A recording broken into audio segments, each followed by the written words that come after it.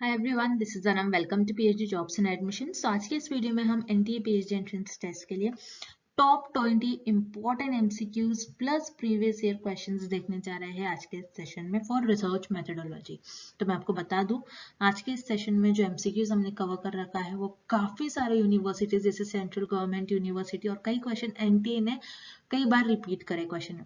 बहुत simple question आज के इस वीडियो में मैंने आपके साथ डिस्कस करा है ताकि आपके थोड़े कॉन्सेप्ट क्लियर हो जाए। कुछ कुछ क्वेश्चंस को लेकर, कुछ कुछ चीजों को लेकर, जैसे कुछ कुछ टॉपिक है उसका बेसिक कॉन्सेप्ट आपका क्लियर हो जाए।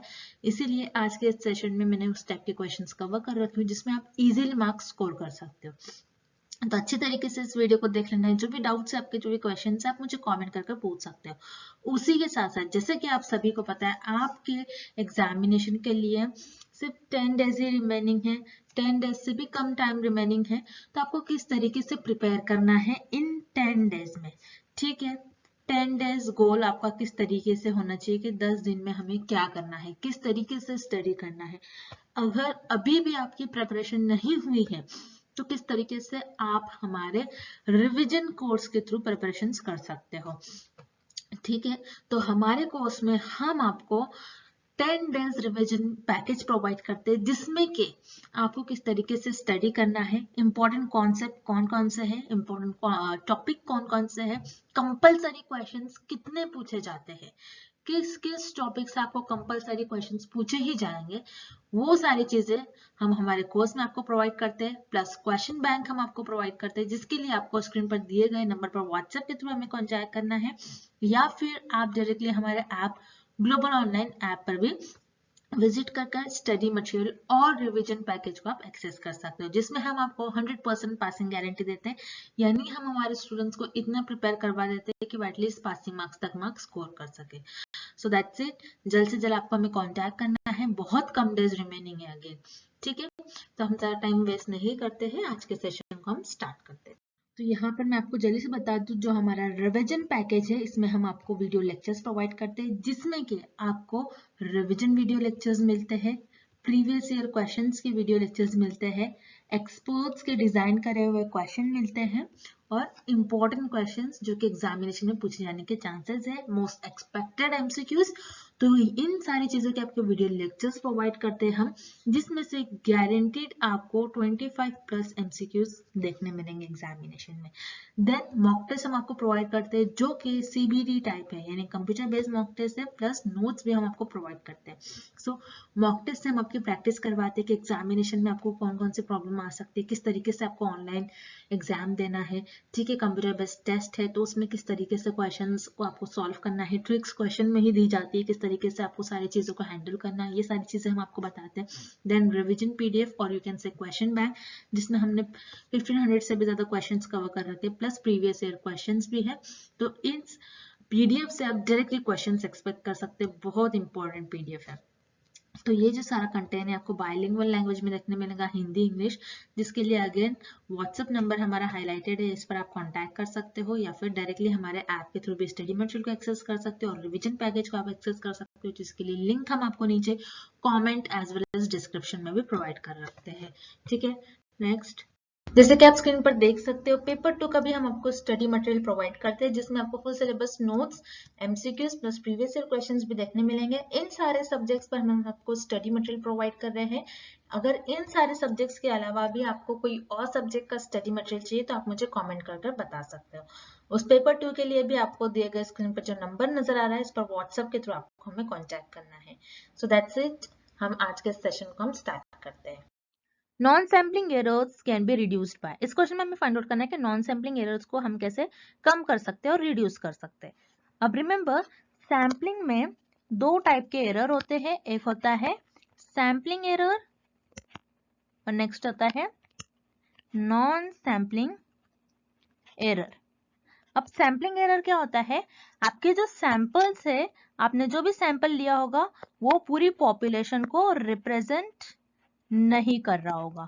ओके, आपने ऐसे सैंपल चूज कर लिया है जो पूरी पॉपुलेशन को रिप्रेजेंट नहीं कर रहा है। अब मान लो आपको स्मोकर्स पर स्टडी करना है, जो लोग स्मोकिंग करते हैं उन पर स्टडी करनी है और आपने ऐसे सैंपल्स ले लिया जो लोग अल्कोहल कंज्यूम कर रहे हैं, तो आपका जो रिजल्ट होगा, आपका रिजल्ट तो ऑब्वियसली इनकरेक्ट आ जाएगा इस केस में।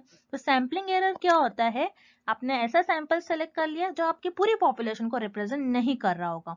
और नॉन सैम्पलिंग एरर क्या होता है, जिसमें अगर आप जो सैम्पलिंग मेथड्स यूज करते हो, सैम्पलिंग परफॉर्म करते हो, उस टाइम पर आपसे जो मिस्टेक्स हो जाती है वो होगा आपका नॉन सैम्पलिंग एरर्स में। जैसे आपके जो रिस्पोंडेंट है, रिस्पोंडेंट ने कुछ रॉन्ग इन्फॉर्मेशन आपको दे दी, आपने जो इंटरव्यूज कंडक्ट किया होगा, इंटरव्यूज के थ्रू जो आप लोगों से रिस्पॉन्स ले रहे हो, आपने कुछ रिकॉर्डिंग में आपने जो आप रिस्पॉन्स उनके रिकॉर्ड कर रहे हो, आपसे कुछ मिस्टेक्स हो गई होंगी, डेटा कलेक्ट करने के टाइम पे आपसे कुछ मिस्टेक हो जाएगी, तो ये आपके नॉन सैम्पलिंग एरर में आएगा। तो नॉन सैम्पलिंग एरर को हम किस तरीके से रिड्यूस कर सकते हैं कि जब हम हमारा सैंपल साइज ज्यादा लेंगे तब आप हो सकता है कि नॉन सैम्पलिंग एरर्स कम हो जाए। अब मान लो जैसे 100 पॉपुलेशन है, 100 पॉपुलेशन में से आपने 90 सैंपल्स ले लिया, 100 पॉपुलेशन में टोटल 100 मेंबर्स है और 100 में से आपने 90 मेंबर्स ले लिया और उन पर स्टडी परफॉर्म करा जो कि आपका सैंपल है।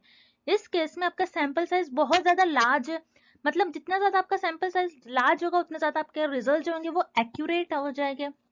ओके, इस केस में आपकी जो स्टडी होंगी वो 90% रिजल्ट आपके करेक्ट हो जाएंगे, 90 to 92% आपके रिजल्ट होंगे वो करेक्ट हो जाएंगे। मतलब जितने ज्यादा आपके सैंपल साइज होगी उतने ज्यादा आपके नॉन सैम्पलिंग एरर्स के चांसेस, एरर्स होने के चांसेस रिड्यूस हो जाएंगे। दैट्स व्हाई आपका करेक्ट ऑप्शन हो जाएगा increasing the sample size. Next question, a variable which is not part of study but it affects the dependent variable which is part of study is। इस question में हमें find out करना है कि ऐसा कौन सा वेरिएबल है जो कि हमारे स्टडी का पार्ट तो नहीं होता है बट वो डिपेंडेंट वेरिएबल को अफेक्ट करता है जो कि हमारे स्टडी का पार्ट होता है। सो स्टूडेंट्स, एक्सपेरिमेंटल रिसर्च में दो वेरिएबल्स होते हैं, एक होता है आपका independent variable and dependent variable. So हम एक्सपेरिमेंटल रिसर्च में इंडिपेंडेंट वेरिएबल का इफेक्ट देखते हैं डिपेंडेंट वेरिएबल पर क्या हो रहा है। ओके, जैसे फॉर एग्जांपल के थ्रू हम समझते हैं आपका इंडिपेंडेंट वेरिएबल है यहाँ पर वाटर एंड डिपेंडेंट वेरिएबल है आपका प्लांट ग्रोथ। सो आप यहाँ पर देख रहे हो क्या वाटर का क्या इफेक्ट हो रहा है प्लांट की ग्रोथ पर। क्या अगर आप प्लांट को वाटर ज्यादा दोगे तो क्या प्लांट की ग्रोथ ज्यादा होगी, या फिर आप वाटर कम दे रहे हो तो प्लांट की ग्रोथ कैसे होंगी। तो इस केस में आपके पास होता है एक्सट्रेनियस वेरिएबल जो कि हमारे स्टडी का पार्ट तो नहीं होता है लेकिन फिर भी ये डिपेंडेंट वेरिएबल को अफेक्ट करता है। जैसे इस केस में आपका एक्सट्रेनियस वेरिएबल होगा विंड एंड टेम्परेचर, ओके, और सनलाइट, ये सारे आपके एक्सट्रेनियस वेरिएबल होंगे जो आपकी प्लांट की ग्रोथ को अफेक्ट करेंगे। सो ऐसे वेरिएबल को हम कहते हैं एक्सट्रेनियस वेरिएबल। सो रिमेंबर स्टूडेंट्स, एक्सट्रेनियस वेरिएबल ऐसे वेरिएबल्स होते हैं जो हमारे स्टडी का पार्ट नहीं होते लेकिन फिर भी वो डिपेंडेंट वेरिएबल को अफेक्ट करते हैं। दैट्स व्हाई आपका यहाँ पर ऑप्शन ए करेक्ट हो जाएगा, extraneous variable. Next, Carl Pearson's coefficient of correlation value is equal to 0.5 means। So students, correlational research में coefficient होता है और उस coefficient को हम कहते हैं कार्ल पियर्सन coefficient। ये coefficient हमें variables के बीच का relation बताता है। अगर इस coefficient की value 0.5 है तो इन वेरिएबल के बीच में कैसा रिलेशन है हमें ये फाइंड आउट करना है। Okay, so remember students, Karl Pearson's coefficient correlational research में -1 से +1 के बीच में लाई करता है। ओके, जिसे हम R से डिनोट करते हैं। अगर आपका जो कोएफिशिएंट है, कोएफिशिएंट की वैल्यू -1 है, -1 है means it is perfectly negative correlated. अगर आपका कोएफिशिएंट की वैल्यू +1 है means it is perfectly positive correlation. Variables के बीच में परफेक्ट पॉजिटिव कोरिलेशन होगा। और अगर आपका 0 है कोएफिशिएंट की value means there is no relation between the variables. Okay, अब हमें इस क्वेश्चन में फाइंड आउट करना है कि अगर कोएफिशिएंट की वैल्यू 0.5 है मींस वेरिएबल्स के बीच में कैसा रिलेशन है। ओके, सो रिमेंबर स्टूडेंट्स, अगर आपके कोएफिशिएंट की वैल्यू 0.3 से 0.5 के बीच में होगी सो उसे हम कहते हैं लो कोरिलेशन। ओके, और अगर आपके कोएफिशिएंट की वैल्यू 0.5 से 0.7 के बीच में होगी तो उसे हम कहते हैं मॉडरेट कोरिलेशन। ओके, और क्योंकि ये पॉजिटिव साइड में आपके लाई कर रही है वैल्यू, दैट्स व्हाई हम उसे कहते हैं moderate positive correlation. That's why यहाँ पर आपका ऑप्शन सी करेक्ट हो जाएगा। Here correct option is option C, moderate positive correlation. Okay, moving on to the next question. Dash refers to information that is generated to meet the specific requirements of the investigation at hand. इस question में हमें find out करना है कि ऐसा कौन सा data होता है जिसमें रिसर्चर अपने स्पेसिफिक रिक्वायरमेंट को इन्वेस्टिगेट करने के लिए कोई इंफॉर्मेशन जनरेट करता है। ओके, सो उस डेटा को हम कहते हैं primary data. So students, again इस क्वेश्चन में भी आपके लिए एक की वर्ड है which is very important word, generated. Means यहाँ पर रिसर्चर ने इंफॉर्मेशन जनरेट किया है। तो जब भी कोई न्यू इंफॉर्मेशन रिसर्चर जनरेट करता है वो प्राइमरी डेटा के अंडर आता है। ओके, अब रिसर्च में दो टाइप के डेटा होता है, एक होता है आपका primary data and the second is secondary data.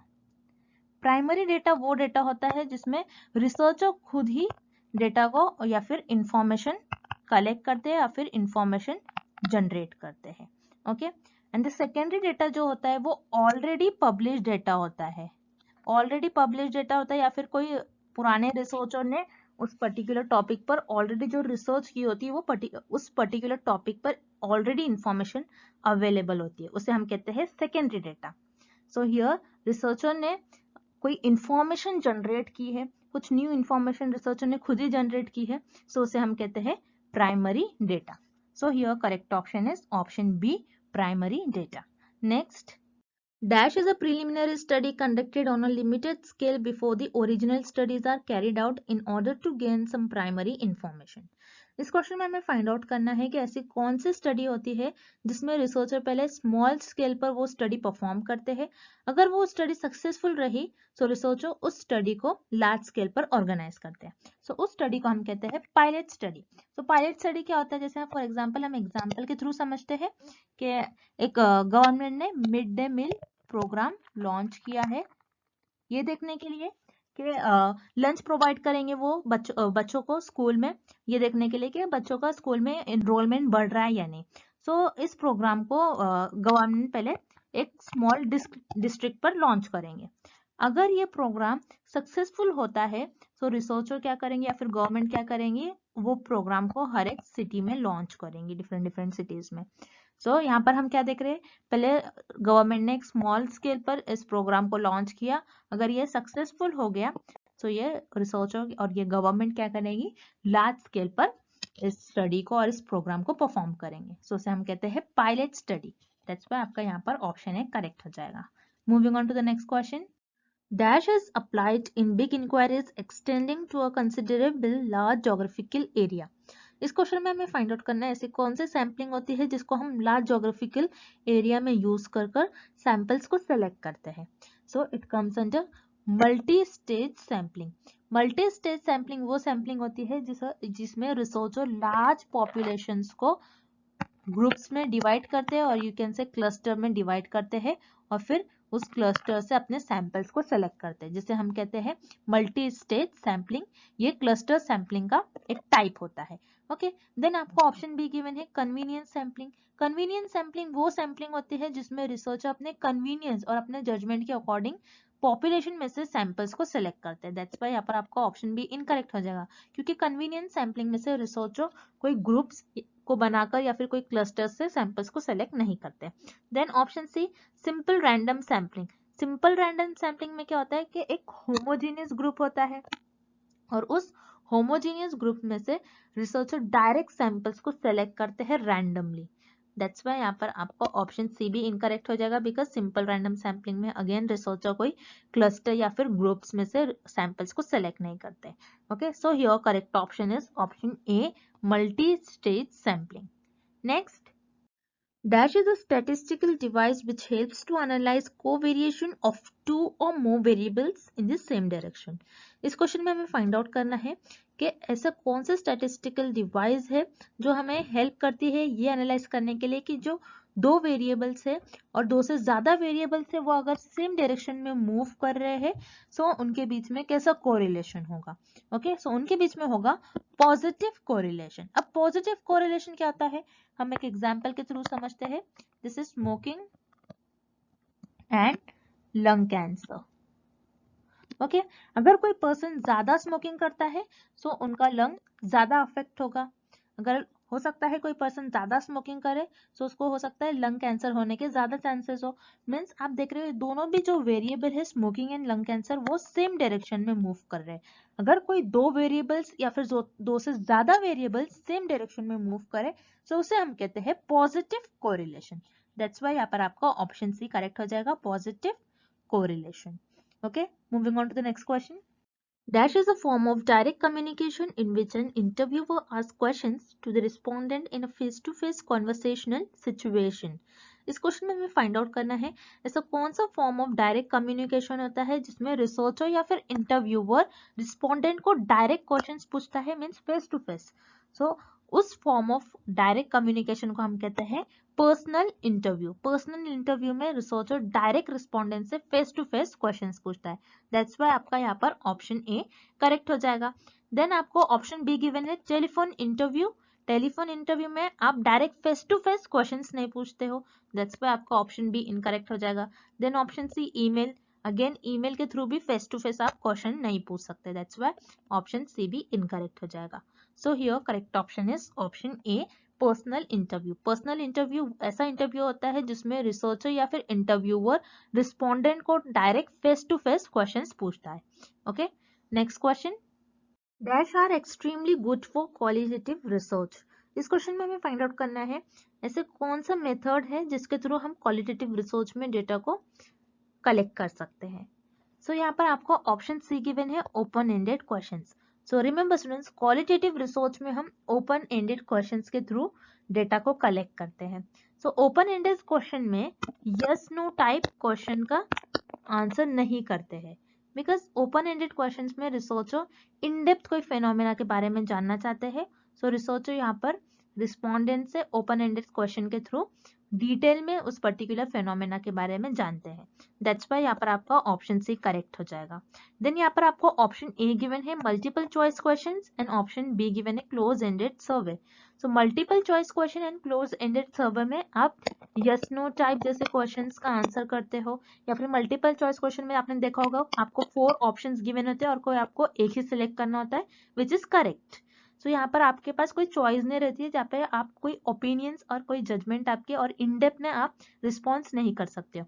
सो यहाँ पर multiple choice question and close ended question ये दोनों भी ऐसे मेथड ऑफ डेटा कलेक्शन है जो क्वांटिटेटिव रिसर्च में यूज किए जाते हैं, not in qualitative research. That's why आपका यहाँ पर ऑप्शन ए और बी दोनों भी इनकरेक्ट हो जाएगा। देन आपको ऑप्शन डी गिवन है एम्बिगुअस क्वेश्चंस। एम्बिगुअस क्वेश्चन वो क्वेश्चन होते हैं जो अनक्लियर क्वेश्चन होते हैं। अगर क्वेश्चन ही अनक्लियर होगा तो आप डेटा कैसे कलेक्ट कर पाओगे, दैट्स व्हाई यहाँ पर आपका ऑप्शन डी भी इनकरेक्ट हो जाएगा। So here correct option is option C, open questions. Moving on to the next question. Type 2 error occurs when. So students, इस क्वेश्चन में हमें फाइंड आउट करना है कि टाइप 2 एरर कब होता है। सो अगेन हम इस क्वेश्चन को इस टेबल के हेल्प से सॉल्व करेंगे। सो हियर ऑप्शंस की तरफ हम चलते हैं। First option is the null is true but we rejected. So हम टेबल में देखेंगे जब नल हाइपोथेसिस ट्रू है, ओके, मीन्स आपको यहाँ पर फर्स्ट रो में देखना है। जब नल हाइपोथेसिस ट्रू है और हमने इसको रिजेक्ट कर लिया तो ये कौन से टाइप का एरर होगा, टाइप 1 एरर होगा ये, ओके, ये टाइप 2 एरर नहीं होगा। That's why here option is incorrect. Then option B, the null is false and we rejected. Okay, so means आपको यहाँ पर अभी इस टेबल में सेकेंड रो में देखना है। सो नल हाइपोथेसिस आपकी फॉल्स है और आपने उसको रिजेक्ट कर लिया, फॉल्स है और आपने उसको रिजेक्ट कर लिया, मीन्स आपका जो डिसीजन है वो करेक्ट है, मीन्स ऑप्शन बी में कोई एरर ही नहीं है। That's why here option B is again incorrect. Then option C, the null is true and we accept it. So again आपको यहाँ पर टेबल में देखना है और यहाँ पर आप फर्स्ट रो में देखेंगे जब आपकी नल हाइपोथेसिस ट्रू है और आप उस नल हाइपोथेसिस को एक्सेप्ट कर ले रहे हो, दैट मीन्स आपका जो डिसीजन है ये करेक्ट डिसीजन है। अगेन ऑप्शन सी में कोई एरर नहीं है, that's why here option C is incorrect. Then option D, the null is false but we accept it. क्या हो रहा है यहाँ पर, नल हाइपोथेसिस फॉल्स है फिर भी आप उसको एक्सेप्ट कर ले रहे हो। जब नल हाइपोथेसिस फॉल्स होती है और आप उसको एक्सेप्ट कर लेते हो तो उसे हम कहते हैं type 2 error. So yes, type 2 error occurs when null hypothesis is false and we accept it. So here option D is the right answer. null hypothesis false होती है, null hypothesis गलत होती है, फिर भी हम उसको accept कर ले रहे हैं, so that is known as type 2 error. So here option D is the right answer. Moving on to the next question. Which research is used to prove theory? So students, इस question में हमें find out करना है कि हम कौन से research में थ्योरी को प्रूव करते हैं। Okay, so let's see option है qualitative research. So qualitative research में हम स्टूडेंट्स थ्योरी प्रूफ नहीं करते बल्कि थ्योरी को जनरेट करते हैं और you can say theory develop करते हैं। Okay, so that means here option is incorrect. Then option C fundamental research.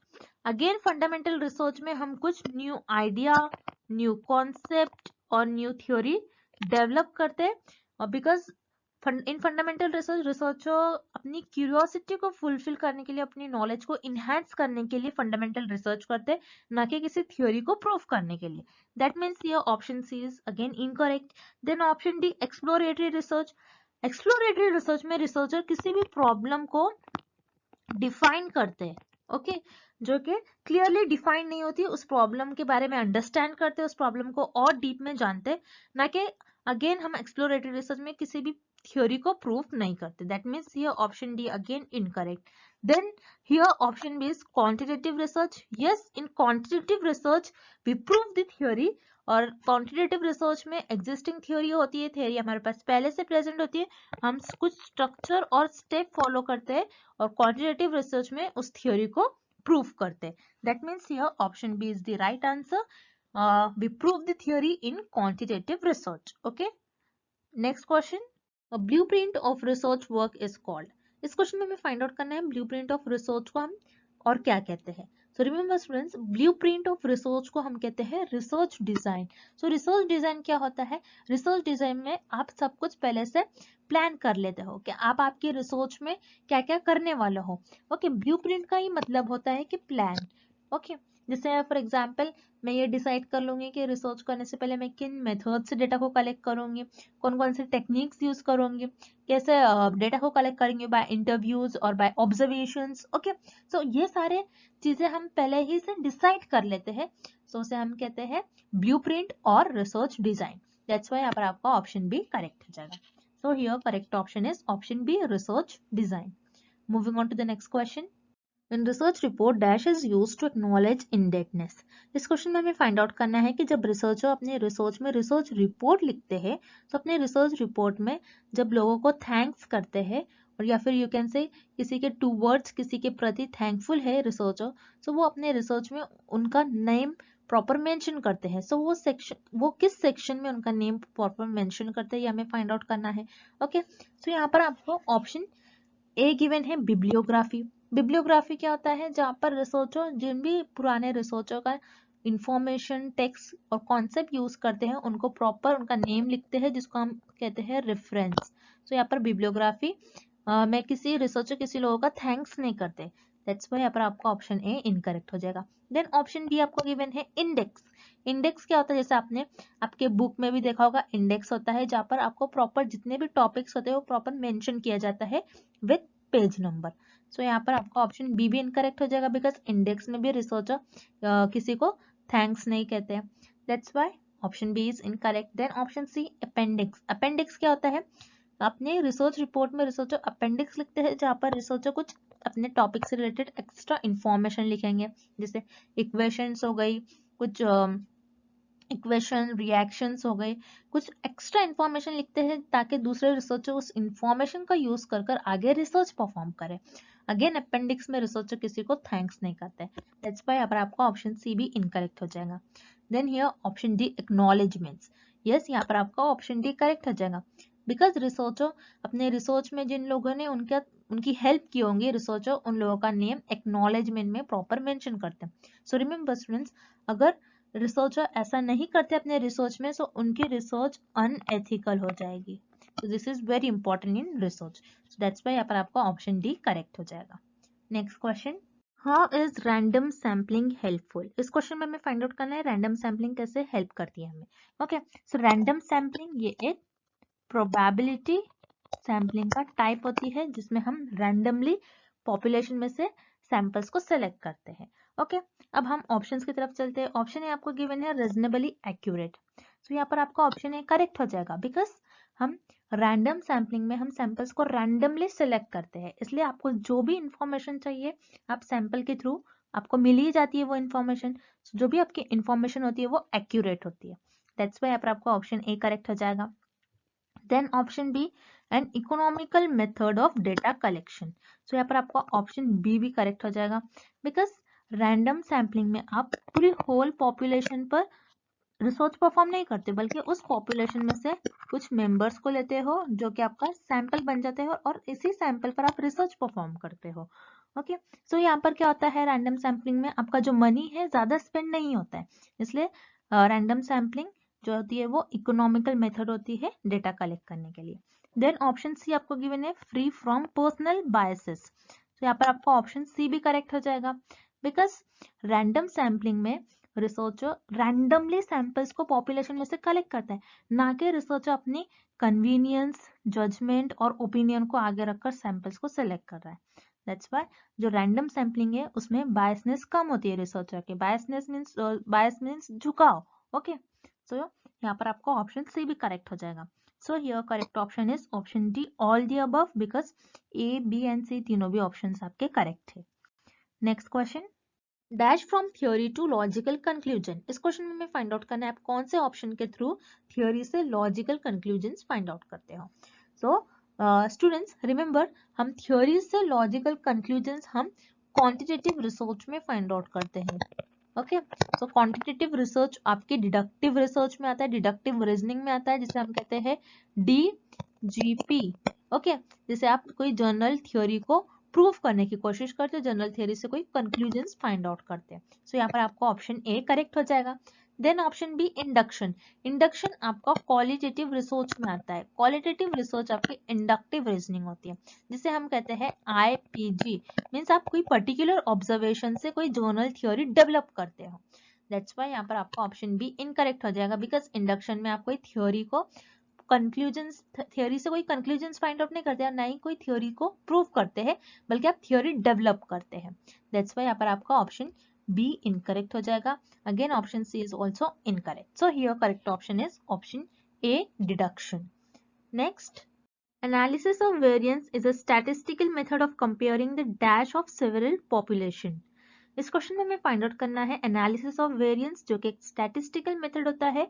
ये मेथड हम क्या कंपेयर करने के लिए यूज करते हैं. सो स्टूडेंट्स आपको पहले पता होना चाहिए कि एनालिसिस ऑफ वेरिएंस होता क्या है.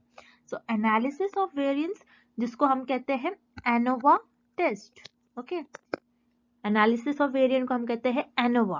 ओके, ये टेस्ट हम यूज करते हैं कंपेयर करने के लिए मीन ऑफ 3 और मोर पॉपुलेशन, जैसे कि आपको इस क्वेश्चन में गिवन है सिवरल पॉपुलेशन. तो this is known as ANOVA. तो 3 या फिर 3 से ज्यादा, इसको हम कहते हैं सिवरल पॉपुलेशन के मीन्स को कंपेयर करने को हम कहते हैं एनालिसिस ऑफ वेरिएंस, और एनालिसिस ऑफ वेरिएंस को हम कहते हैं एनोवा टेस्ट. तो यहाँ पर आपका ऑप्शन सी करेक्ट हो जाएगा, means. Okay, and mean, median and mode. इस क्वेश्चन में फाइंड आउट करना है मीन, मीडियन एंड मोड क्या होता है. So mean, median and mode they are measures of central tendency. अब हमें फाइंड आउट करना है कि सेंट्रल टेंडेंसी क्या होता है. ओके, सो सेंट्रल टेंडेंसी आपके डेटा के सेंट्रल या फिर टिपिकल वैल्यू को भी कहते हैं. ओके, अब जैसे कि इस डायग्राम में मीन, मीडियन एंड मोड ये आपके डिस्ट्रीब्यूशन की सेंट्रल वैल्यू को बताता है. Okay, so mean, median and mode basically आपके डिस्ट्रीब्यूशन या फिर आपके डेटा की सेंट्रल वैल्यू को बताता है. सो यहाँ पर आपका करेक्ट ऑप्शन हो जाएगा option C, measures of central tendency. Next question, in testing hypothesis the error present is. इस क्वेश्चन में हमें फाइंड आउट करना है जब हम हाइपोथेसिस को टेस्ट करते हैं तो कौन से एरर होने का चांसेस होते हैं. सो रिमेंबर, जब भी हम हाइपोथेसिस को टेस्ट करते हैं तो there will be chance of type 1 and type 2 error, that's why यहाँ पर आपका ऑप्शन बी करेक्ट हो जाएगा। अब टाइप 1 एंड टाइप 2 एरर होता क्या है, तो अब हम इस टेबल से समझेंगे टाइप 1 और टाइप 2 एरर क्या होता है। सो रिमेंबर, जब भी आपकी नल हाइपोथेसिस ट्रू होती है, नल हाइपोथेसिस आपकी ट्रू है फिर भी आप उसको रिजेक्ट कर लेते हो, तो आपका हो जाता है वो टाइप 1 एरर। और जब भी आपकी नल हाइपोथेसिस फॉल्स होती है फिर भी आप उसको एक्सेप्ट कर लेते हो, तो वो हो जाता है आपका type 2 error. Okay, so this two types of error is very important, आपको ये याद रखना है। और this table is also very important, आपको ये टेबल भी याद रखना है। सो यहाँ पर आपका करेक्ट ऑप्शन हो जाएगा option B, type 1 and type 2 error.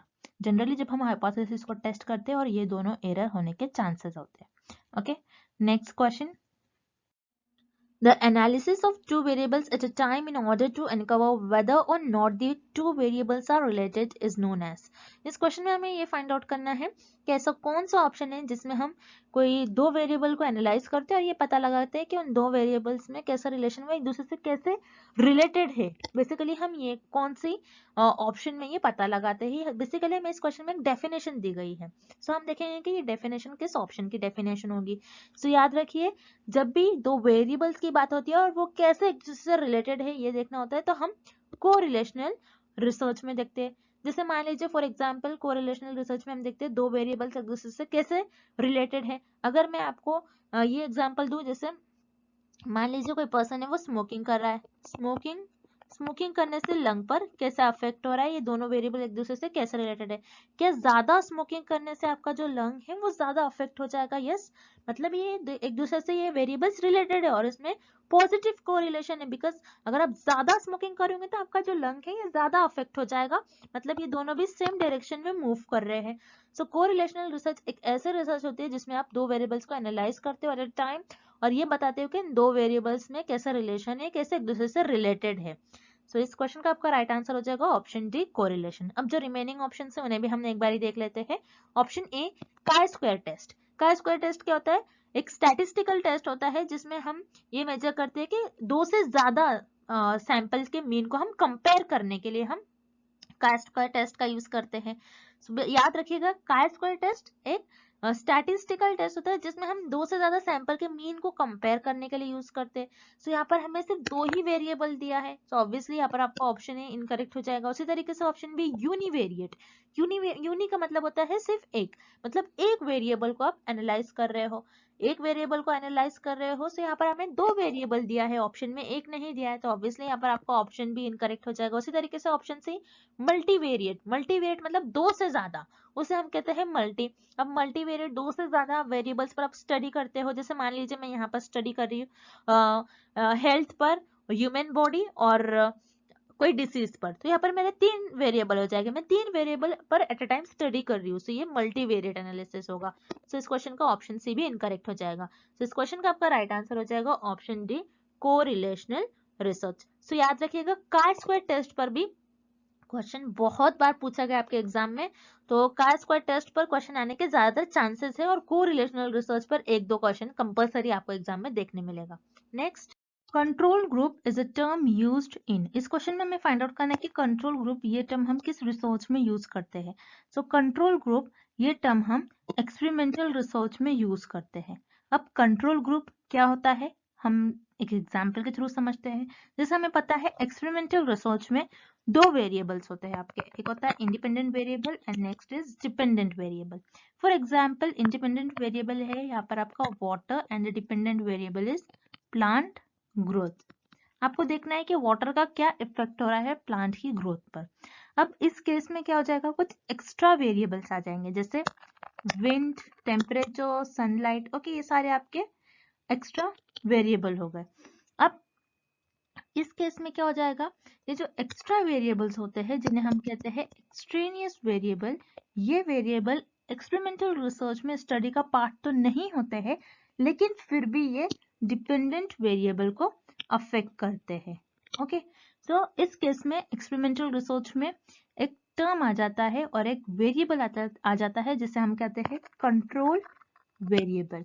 तो रिसर्चर क्या करते हैं, इन एक्सट्रेनियस वेरिएबल को कंट्रोल करने की कोशिश करते हैं, जिसे हम कहते हैं कंट्रोल वेरिएबल और इसे हम कहते हैं कंट्रोल ग्रुप्स। ओके, सो एक्सपेरिमेंटल रिसर्च में रिसर्चर एक्सट्रेनियस वेरिएबल जो कि है आपका इस केस में विंड और सनलाइट, इनको कंट्रोल करने की कोशिश करते हैं, जिसे हम कहते हैं कंट्रोल वेरिएबल या फिर कंट्रोल ग्रुप्स।